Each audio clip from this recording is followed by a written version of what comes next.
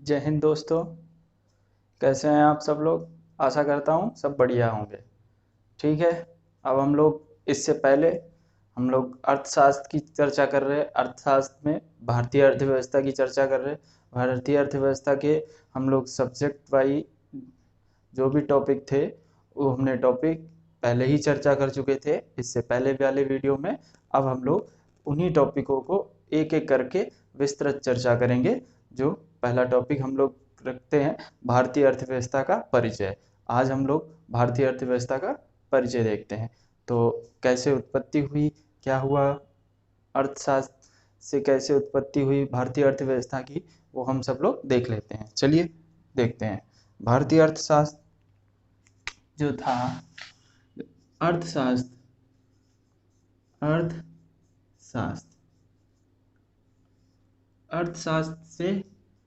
अर्थशास्त्र से किसकी, अर्थव्यवस्था की नींव रखी गई है। अर्थशास्त्र से ही अर्थव्यवस्था बना। अर्थशास्त्र से ही अर्थव्यवस्था बना। अर्थव्यवस्था की परिभाषा क्या है? अर्थशास्त्र की वह शाखा, लिख देते हैं हम, अर्थशास्त्र की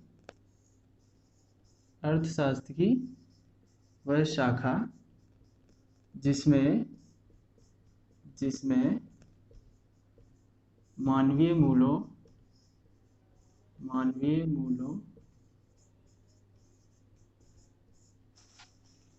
को प्रभावित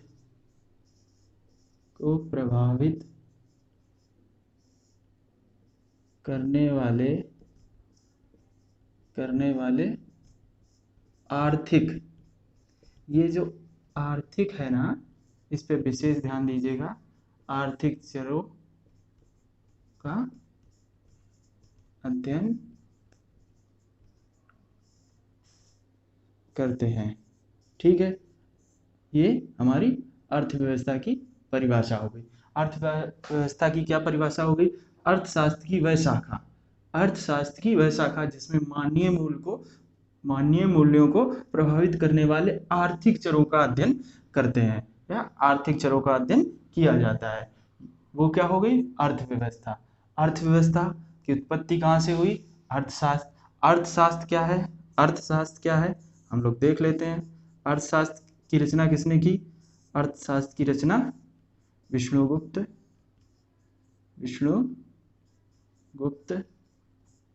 कौटिल्य, जिसका दूसरा नाम कौटिल्य, ठीक है, जिसको हम लोग चाणक्य भी बोलते हैं। ठीक है, ये रचना कैसी है? ये एक ग्रंथ है। इसमें क्या है? इसमें मौर्य वंश का शासन व्यवस्था का वर्णन है, या हम इसको क्या कह सकते हैं? राज व्यवस्था इसमें राज व्यवस्था है। इसी पुस्तक से माना जाता है कि अर्थव्यवस्था की रचना हुई, अर्थव्यवस्था बना। ठीक है, अर्थशास्त्र से ही अर्थव्यवस्था बना। ये हो गया अर्थशास्त्र कैसे बना। अर्थशास्त्र कहाँ से बना? अर्थशास्त्र पुस्तक, जो ग्रंथ है, जो विष्णुगुप्त द्वारा रचित है, जिसका दूसरा नाम कौटिल्य या चाणक्य भी बोलते हैं। ये ग्रंथ है, इसमें मौर्य वंश का शासन व्यवस्था है। इसी व्यवस्था से ही राज्य व्यवस्था बनी है। ठीक है, अब हम लोग देख लेते हैं इससे आगे, इसको हम हटा देते हैं। अब हम देखते हैं भारतीय अर्थव्यवस्था कैसे बनी, क्या हुआ उसमें, उसके बारे में चर्चा करते हैं। ठीक है, 18वीं शताब्दी की तरफ एक क्लासिकल लेखक हुए। क्लासिकल लेखक समझते हैं आप? क्लासिकल लेखक किसे कहते हैं? क्लासिकल लेखक उसे कहते हैं, जैसे एक तुलसीदास है। क्लासिकल लेखक ऐसे होते हैं जो बहुत ज़्यादा लिखते हैं, जो एक दो पुस्तकें नहीं लिखते, अनगिनत पुस्तक लिखते हैं। जितनी हम लोग जीवन में पढ़ पाते हैं उतनी वो लिख सकते हैं। जैसे तुलसीदास ने रामचरितमानस, दुनिया की पुस्तकें लिखी, वैसे ही एक क्लासिकल लेखक होते थे। और इनका क्लासिकल लेखक की दो विशेषताएं हैं। कौन? एक तो ये खूब लिखते हैं और ये विभिन्न क्षेत्रों में लिखते हैं, इनका क्षेत्र सीमित नहीं होता है। तो एक क्लासिकल लेखक थे एडम स्मिथ। कौन? Adam Smith. इनके बारे में बात कर लेते हैं। इन्होंने एक पुस्तक लिखी वेल्थ ऑफ नेशन।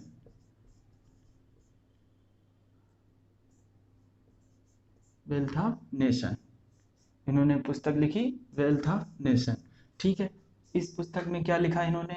इस पुस्तक में लिखा, इस पुस्तक से ही भारतीय अर्थव्यवस्था की क्या हुई? नींव रखी गई। अर्थव्यवस्था की नींव रखी गई। इसमें क्या था? एडम स्मिथ ने क्या कहा? एडम स्मिथ ने ये कहा कि बाजार जो बाजार है उस पे सरकार का हस्तक्षेप नहीं होना चाहिए। बाजार पर सरकार का हस्तक्षेप नहीं होना चाहिए। बाजार जो है वो अपने आप चीज़ों को संतुलित कर लेता है। बाजार में मांग जैसी होगी वैसी आपूर्ति होने लगेगी। इसलिए एडम स्मिथ ने क्या कहा? बाजार पर सरकार का हस्तक्षेप नहीं होना चाहिए। ठीक है, बाजार पर सरकार का हस्तक्षेप नहीं होना चाहिए। ये तो हो गया एडम स्मिथ ने। एडम स्मिथ के बाद इन्होंने से क्या हुआ? इसी से क्या हुआ? अर्थव्यवस्था का इनको जनक बोला गया। अर्थव्यवस्था का जनक बोला गया। किनको? एडम स्मिथ को। एडम स्मिथ की बुक कौन सी है? Wealth of nation. Wealth of nation. Adam Smith ने क्या कहा? बाजार पर सरकार का हस्तक्षेप नहीं होना चाहिए। ठीक है, अब हम लोग देख लेते हैं इससे आगे। एक दूसरे राइटर हुए। दूसरे राइटर क्या हुए? इससे पहले 1930 ईस्वी की तरफ भयंकर मंदी आई। पूरे विश्व में भयंकर मंदी आई। इसके बाद उस मंदी पर बाजार का कोई नियंत्रण नहीं रहा। फिर 1930 में ठीक है, एक दूसरे राइटर आए, जेएम किन्स ने क्या कहा? कि बाजार पर सरकार का हस्तक्षेप होना चाहिए। ठीक है, इन्होंने ये कहा। इन्होंने क्या कहा? बाजार पर सरकार का हस्तक्षेप होना चाहिए। आपने एक पुस्तक लिखी, जेम्किंस आपने एक पुस्तक लिखी, ए जनरल थ्योरी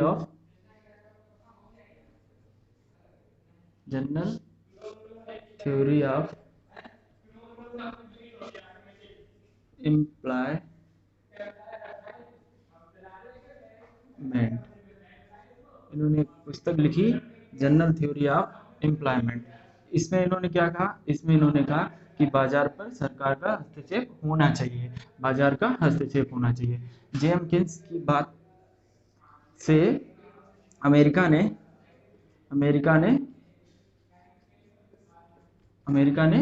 बाजार में निवेश किया और अमेरिका से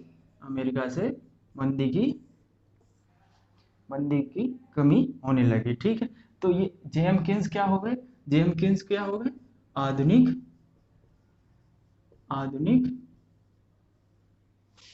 आधुनिक अर्थव्यवस्था के जनक। कौन हो गए? जनक। तो अर्थव्यवस्था के जनक कौन थे?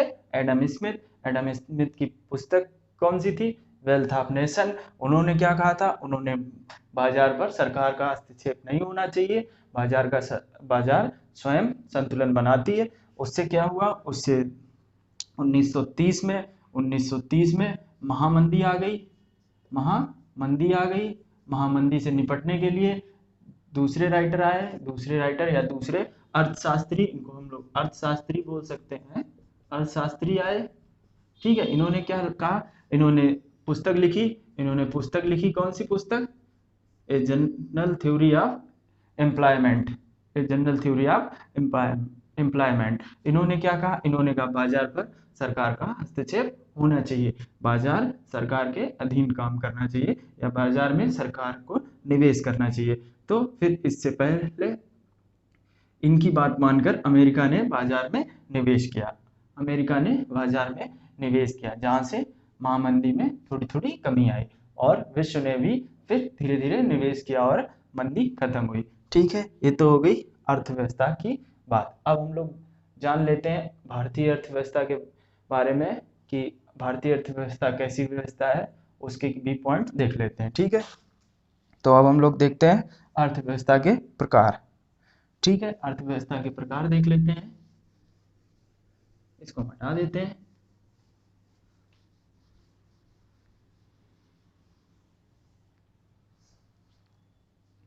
अर्थव्यवस्था माफ करिएगा, एक मिनट।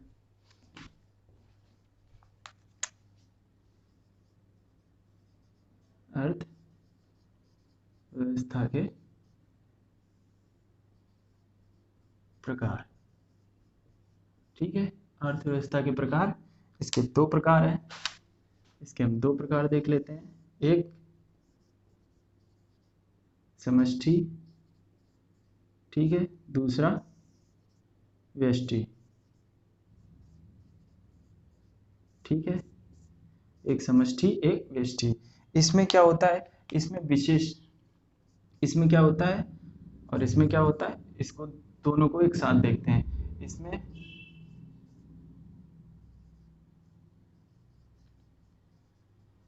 विश्लेषण क्या होता है, इसमें विश्लेषण का मुख्य बिंदु क्या होता है? मुख्य बिंदु, हम लोगों को क्या करना है, हम लोगों को क्या करना है, हम लोगों को परीक्षा के हिसाब से तैयारी करनी है। हम लोगों को ज्ञान नहीं लेना है, ज्ञान के साथ साथ हमें परीक्षा के हिसाब से तैयारी करनी है। तो हमें परीक्षा के हिसाब से पढ़ना है। हमको ज्ञान लेना हो तो हम लोग अर्थशास्त्र में एमएससी करें या बीए करें, या जो भी हम लोग को करना हो वो करें। ठीक है, तो हम लोग किस हिसाब से पढ़ रहे हैं? परीक्षा की तैयारी करने के लिए। तो इसमें मुख्य बिंदु क्या होगा, इसमें समग्रता, समग्रता। ठीक है, इसमें समग्रता। और इसमें क्या होगा, इसमें विश्लेषण का, इसके बाद हम परिभाषा भी बताएंगे इसकी। इसमें विश्लेषण का क्या मुख्य बिंदु होगा? इकाई। ठीक है, अर्थशास्त्र की वह शाखा, अर्थशास्त्र की वह शाखा जिसमें किसी समस्या, किसी आर्थिक चर का समग्रता के साथ अध्ययन किया जाए, उसके सभी भागों का अध्ययन किया जाए, या उसकी समग्रता का अध्ययन किया जाए। ठीक है, किसी भी अर्थशास्त्र की वह शाखा जिसमें किसी भी समस्या का विश्लेषण समग्रता के हिसाब से किया जाए, वो क्या हो गई? समष्टि अर्थशास्त्र हो गई। ठीक है, व्यष्टि अर्थशास्त्र क्या है? कि अर्थशास्त्र की वह शाखा जिसमें किसी भी समस्या का इकाई के हिसाब से अध्ययन किया जाए, वो क्या हो गई? व्यष्टि। इसमें इसका उदाहरण क्या हो गया? इसका उदाहरण हो गया, जैसे पूछा गया कि आपकी कक्षा में कितने बच्चे हैं? आपकी कक्षा में 100 बालक हैं, 100 बच्चे हैं। ठीक है, 100 बच्चों में पूछा जाए कि आपकी कक्षा का रिजल्ट कैसा रहा, तो आपने बोल दिया कि लगभग 80% पास हो गए, 80% लोग पास हो गए। ठीक है, जब पूछा जाए कि हिंदी में कौन पास हुआ, हिंदी में कौन पास हुआ, इंग्लिश में कौन पास हुआ, ठीक है, मैथ में कौन पास हुआ, या कौन फेल हुआ। ठीक, जब हिंदी का अलग पूछा जाए, इंग्लिश का अलग पूछा जाए, मैथ का अलग पूछा जाए, इनका अलग अलग पूछा जाए, तो ये क्या हो गया? ये व्यष्टि में आ गया, ये व्यष्टि में आ गया। और जब सभी विषयों का एक साथ बता दिया कि 80% लोग पास हो गए, बाकी 20% फेल हो गए, तो ये समग्रता के हिसाब से हो गया। इसका विश्लेषण हमने कैसे किया? समग्रता के हिसाब से। इसका कैसे किया? इसका इकाई के हिसाब से किया। तो ये व्यष्टि हो गया, ये समष्टि हो गया। अब हम लोग इसको भली भांति समझ गए होंगे। अब हम लोग दूसरा देख लेते हैं, अर्थव्यवस्था के प्रकार ही देख लेते हैं आज। ठीक है, इसको हम हटा देते हैं।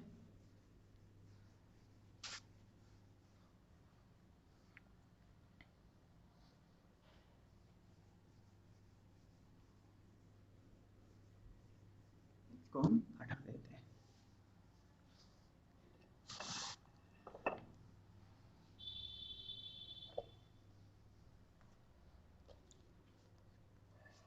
ठीक है, अर्थव्यवस्था के प्रकार।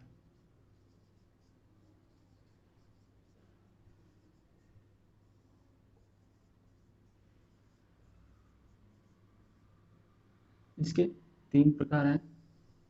एक समाजवादी, एक पूंजीवादी और एक मिश्रित।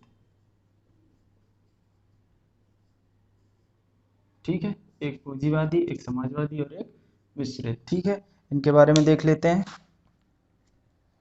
इसमें क्या होता है, इसमें उत्पादन का जो भी साधन होते हैं, उत्पादन के साधन पर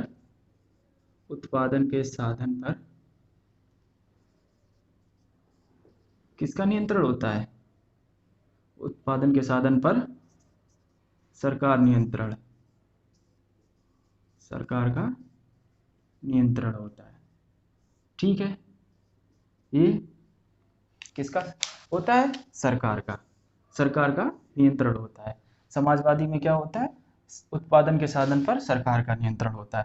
पूंजीवादी में क्या देख लेते हैं, इसमें क्या होता है? उत्पादन के साधन पर बाजार का नियंत्रण होता है। इसमें क्या होता है? इसमें उत्पादन के साधन पर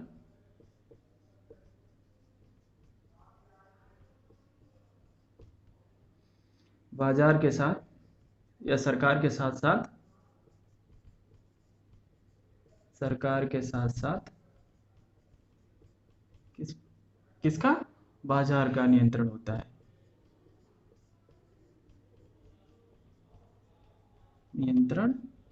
है। ठीक है, ये तो हो गई समाजवादी और पूंजीवादी मिश्रितवादी की परिभाषा या विशेषताएं। इसका क्या होता है? इसमें क्या होता है? ये कल्याणकारी होती है योजना। ठीक है, इसमें कल्याणकारी होता है। इसमें क्या होता है? इसमें क्या होता है? इसमें पूंजीवाद, अगर कोई भी पूंजीपति है, अगर वो सरकार नहीं करती है या पूंजीपति बाजार में निवेश करता है तो वो अधिकतम लाभ के लिए ही करता है। तो इसका क्या हो गया? अधिकतम लाभ पर।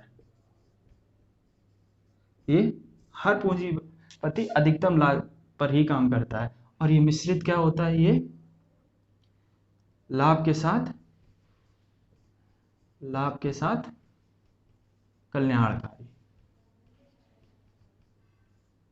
कल्याणकारी। ठीक है, ये तो हो गई बात। ठीक है, तो समाजवादी में क्या होता है? उत्पादन के साधन पर सरकार का नियंत्रण होता है, ये कल्याणकारी होते हैं। पूंजीवादी में क्या होता है? उत्पादन के साधन पर बाजार का नियंत्रण होता है, ये अधिकतम लाभ पर होते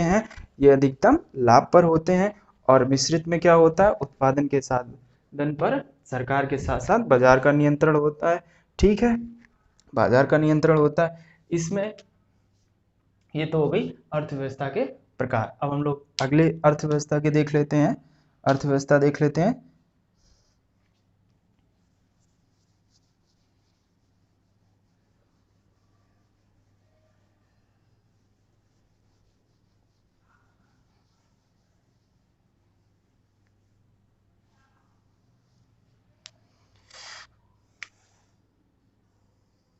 ये हो गया बंद और ये हो गई खुली अर्थव्यवस्था।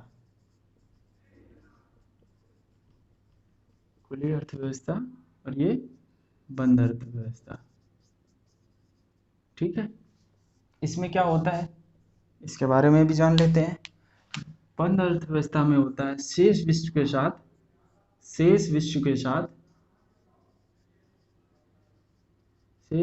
साथ आदान प्रदान या आयात निर्यात, आयात निर्यात पर रोक, या सेवा व वस्तु का आयात निर्यात ना होना।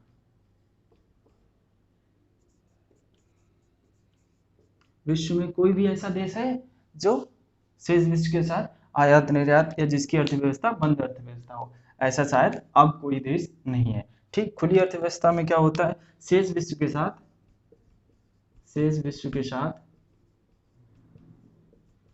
शेष विश्व के साथ आयात निर्यात या आदान प्रदान, आयात निर्यात होता हो, ठीक है, होता हो, या वस्तु और सेवा का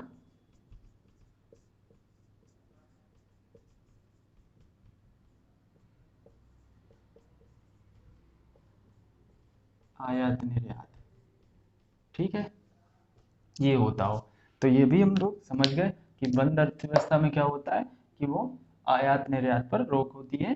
कोई भी देश ना तो वो अपनी चीजें कहीं बेचता है, ना ही किसी देश से मंगाता है। और खुली अर्थव्यवस्था में क्या होता है, वो शेष विश्व के साथ आयात निर्यात करता है, कुछ चीजें मंगाता है, कुछ चीजें अपने यहाँ से भेजता है, ठीक है। ये तो हो गई अर्थव्यवस्था के प्रकार की। अब हम लोग आगे देख लेते हैं, और भी देख लेते हैं कि एक क्वेश्चन आ रहा है, एक क्वेश्चन आ रहा है,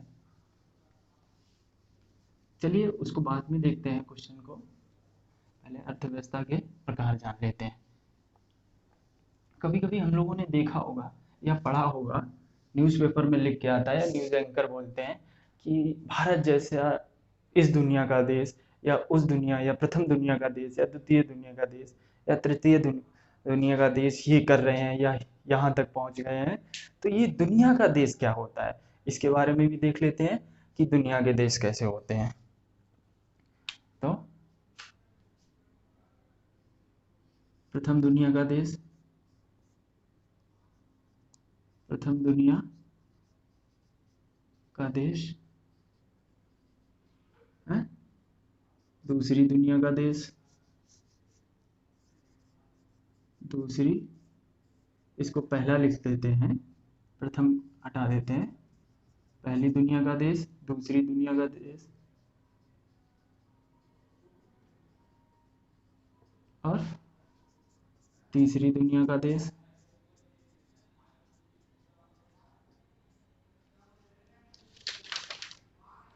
तीसरी दुनिया का देश, और चौथी दुनिया का देश। ये तो हो गए चौथी दुनिया का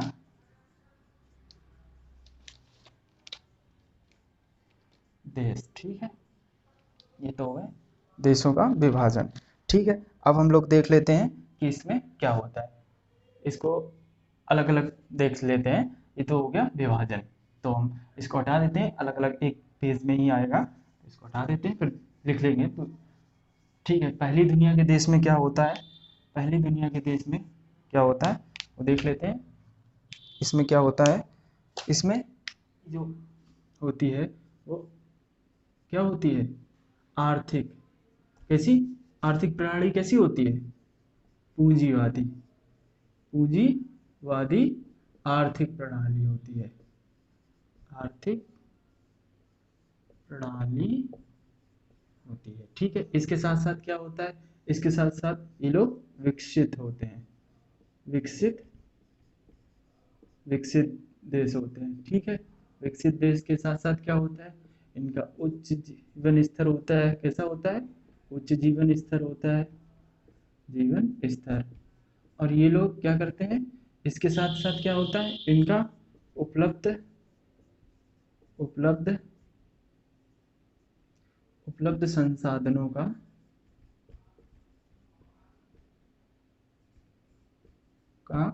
अनुकूलतम प्रयोग कर चुके होते हैं या कर रहे होते हैं। इनकी विशेषता क्या होती है, सबसे पहले ये पूंजीवादी आर्थिक प्रणाली के देश होते हैं, ये विकसित होते हैं, इनका जीवन स्तर उच्च होता है, और ये उपलब्ध संसाधनों का अनुकूलतम प्रयोग कर चुके होते हैं। ये तो हो गई पहली दुनिया की देशों की विशेषता। अब हम लोग देख लेते हैं दूसरी दुनिया के देशों की विशेषता। ठीक है, दूसरी दुनिया के देश। ठीक है, इसमें क्या होता है, इसमें देख लेते हैं क्या होता है। इनकी आर्थिक प्रणाली कैसी होती है, इनकी आर्थिक प्रणाली कैसी होती है, समाजवादी। समाजवादी आर्थिक प्रणाली कैसी होती है, समाजवादी आर्थिक प्रणाली। इसके साथ साथ क्या होता है, ये भी विकसित देश होते हैं, विकसित देश होते हैं। ठीक है, फिर इसके साथ साथ क्या होता है, इनका भी जीवन कैसा होता है, उच्च जीवन स्तर, उच्च जीवन स्तर। इसके साथ साथ क्या होता है, ये उपलब्ध साधनों का, उपलब्ध संसाधनों का अनुकूलतम, संसाधनों का अनुकूलतम प्रयोग कर चुके होते हैं या कर रहे होते हैं।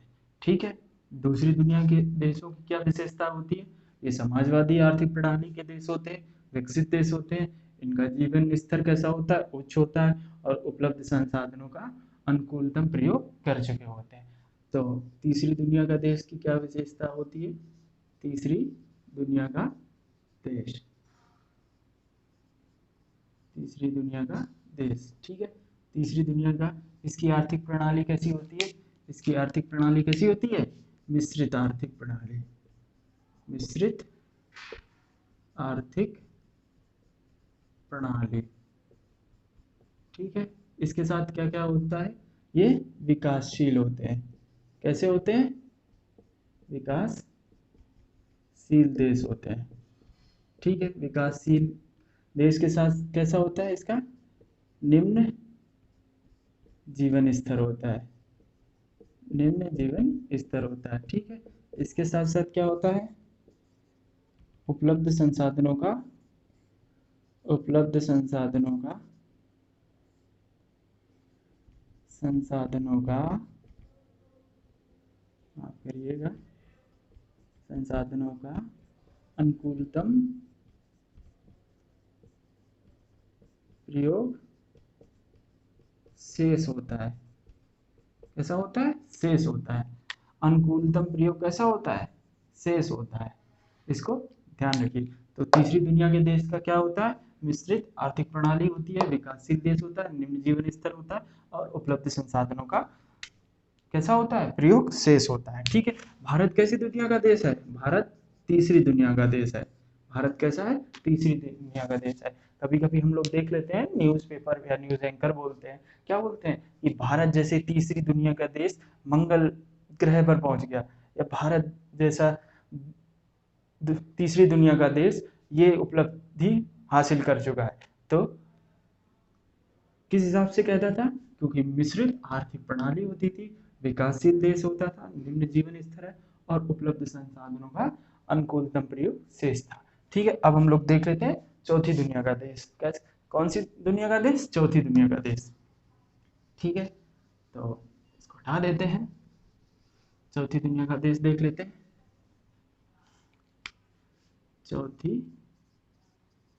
दुनिया का देश। ठीक है, चौथी दुनिया का देश का क्या होता है, इसमें आर्थिक प्रणाली का, आर्थिक प्रणाली का ज्ञान नहीं होता है, ज्ञान नहीं होता।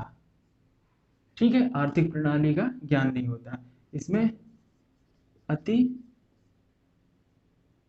विकासशील, विकासशील देश होते हैं। ठीक है, ये अति विकासशील देश होते हैं। और फिर इनका कैसा होता है, अति निम्न, या निम्न इसको लिख सकते हैं, अति गलत हो जाएगा, इसको लिख लेते हैं निम्न विकासशील देश। ठीक है, इसके बाद क्या लिख सकते हैं, अति निम्न जीवन स्तर। ठीक है, इसके साथ साथ क्या होता है, उपलब्ध संसाधनों का क्या होता है, ज्ञान ही नहीं होता है।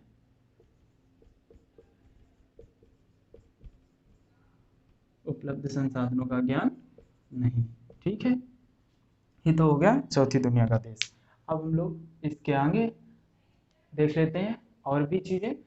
ठीक है, तो इसको हम हटा देते हैं। ठीक है, अब हम लोग देख लेते हैं, कभी कभी पूछ लेता है कि अर्थव्यवस्था के बारे में, कि स्वर्णिम अर्थव्यवस्था क्या है या हरित अर्थव्यवस्था क्या है। तो हम इनको भी देख लेते हैं। वैसे भूरी अर्थव्यवस्था भी पूछ लेता है, स्वर्णिम अर्थव्यवस्था भी पूछ लेता है, हरित अर्थव्यवस्था। हरित और स्वर्णिम क्यों इम्पोर्टेंट है, क्योंकि हरित आजकल हरित पे ज़्यादा ध्यान दिया जा रहा है और ये यूएनएफपी के द्वारा चलाया गया, पर्यावरण कार्यक्रम द्वारा चलाया गया है। तो पहले सबसे पहले हरित अर्थव्यवस्था देख लेते हैं। हरित अर्थव्यवस्था, ठीक है। हरित अर्थव्यवस्था में क्या होता है, इसमें क्या होता है, आर्थिक समृद्धि के साथ, आर्थिक समृद्धि के साथ क्या होना चाहिए, पर्यावरण पर्यावरण संतुलन, पर्यावरण संतुलन होना चाहिए। क्या होना चाहिए, आर्थिक समृद्धि के साथ पर्यावरण संतुलन भी होना चाहिए। वो क्या आ जाती है, आर्थिक या हरित अर्थव्यवस्था में आ जाती है। अब हम लोग देख लेते हैं स्वर्णिम अर्थव्यवस्था। अब हम क्या देख लेते हैं, स्वर्णिम अर्थव्यवस्था। इसको हटा देते हैं। उसमें क्या होना चाहिए, उसमें होना चाहिए, अभी हम देख लेते हैं स्वर्णिम अर्थव्यवस्था। ठीक है, स्वर्णिम अर्थव्यवस्था में क्या होता है, इसमें होता है आर्थिक समृद्धि के साथ,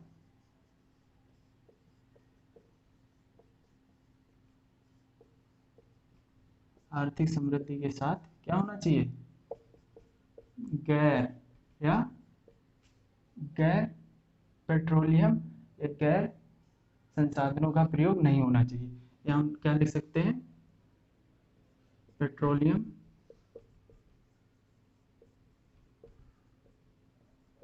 संसाधनों का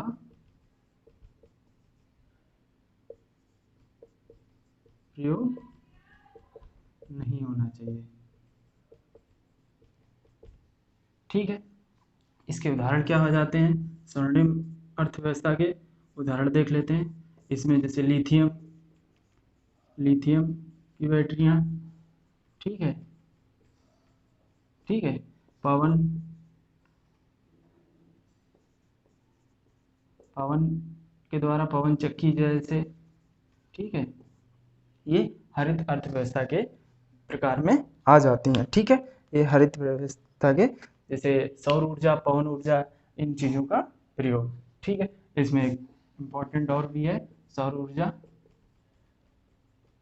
ठीक है, इसको देख लेते हैं, ये स्वर्णिम अर्थव्यवस्था हो गई। अब हम लोग भारतीय अर्थव्यवस्था के बारे में और जान लेते हैं कि भारत, अब हम लोग इतने पॉइंटों से जान पाए कि भारतीय अर्थव्यवस्था कैसी अर्थव्यवस्था है, तो उसके बारे में भी देख लेते हैं। ठीक है,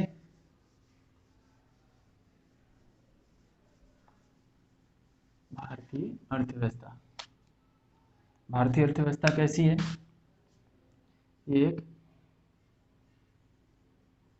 मिश्रित अर्थव्यवस्था है।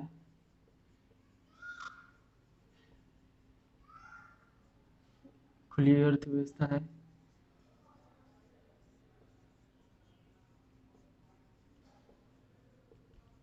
खुली अर्थव्यवस्था है, तीसरी दुनिया का देश है, तीसरी दुनिया का देश है। ठीक है, एक मिश्रित अर्थव्यवस्था है, एक खुली अर्थव्यवस्था है और एक तीसरी दुनिया का देश है, और कृषि आधारित, कैसा है, कृषि आधारित है, कृषि आधारित देश है। ठीक है, ये तो हो गई भारतीय अर्थव्यवस्था के प्रकार। ठीक है, ये हो गई भारतीय अर्थव्यवस्था के प्रकार। और इसके साथ विकासशील भी है, इसके साथ विकासशील भी है, विकासशील अर्थव्यवस्था। ठीक है, ये तो हो गई भारतीय अर्थव्यवस्था के विशेषताएं, भारतीय अर्थव्यवस्था के विशेषताएं। अब हम लोग देख लेते हैं भारतीय अर्थव्यवस्था क्या हो और क्या है। भारतीय अर्थव्यवस्था, भारतीय अर्थव्यवस्था जीडीपी के अनुसार, जीडीपी के अनुसार कौन सी, जीडीपी के अनुसार कौन सी है, पांचवी, पांचवी अर्थव्यवस्था, पांचवी अर्थव्यवस्था। ठीक है, पांचवी अर्थव्यवस्था के क्रय शक्ति के हिसाब से, क्रय शक्ति के हिसाब से, क्रय शक्ति के, क्रय शक्ति के अनुसार कैसी व्यवस्था है, तीसरी, थर्ड अर्थव्यवस्था। ठीक है, इसके बाद जनसंख्या के हिसाब से, जनसंख्या के हिसाब से, जनसंख्या के अनुसार से कैसी है, सेकंड अर्थव्यवस्था। ठीक है, सेकंड अर्थव्यवस्था। ये भारतीय अर्थव्यवस्था के प्रकार हैं। ठीक है, और इसके बाद हम लोग देख लेते हैं कि जीडीपी के अनुसार पांचवी अर्थव्यवस्था है, इसके बारे में भी चर्चा कर लेते हैं। जो हमारी अभी अर्थव्यवस्था है भारत की, भारत की अभी जो अर्थव्यवस्था है वो पांचवें नंबर पे है, पांचवें नंबर पर है। अभी भारतीय अर्थव्यवस्था कैसी है, ये 2.9 ट्रिलियन ट्रिलियन डॉलर है। कितनी है, 9.2 ट्रिलियन डॉलर है। ठीक है, इसका क्या लक्ष्य है, इसको भारतीय अर्थव्यवस्था का लक्ष्य कितना है, भारत सरकार ने भारतीय अर्थव्यवस्था का, भारतीय अर्थव्यवस्था का लक्ष्य कितना रखा है, इसको 5 ट्रिलियन डॉलर बनाने का लक्ष्य रखा गया है। ये कब तक रखा गया है, ये 2024 तक रखा गया है।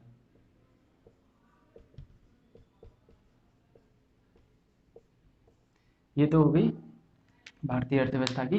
भारतीय अर्थव्यवस्था पांचवें नंबर पे है, अभी कितनी है, 2.9 ट्रिलियन डॉलर है, और जिसको 2024 तक 5 ट्रिलियन डॉलर रखने का लक्ष्य रखा गया। ये तो हो गई हमारे परिचय के बारे में, अर्थव्यवस्था का परिचय हो गया, अर्थव्यवस्था के प्रकार जान लिए, भारत कौन सी दुनिया का देश है ये सब जान लिया। अब हम लोग आगे दूसरे टॉपिक की चर्चा करते हैं, वो हम लोग अगले भाग में चर्चा करेंगे। तब तक के लिए जय हिंद, राधे राधे।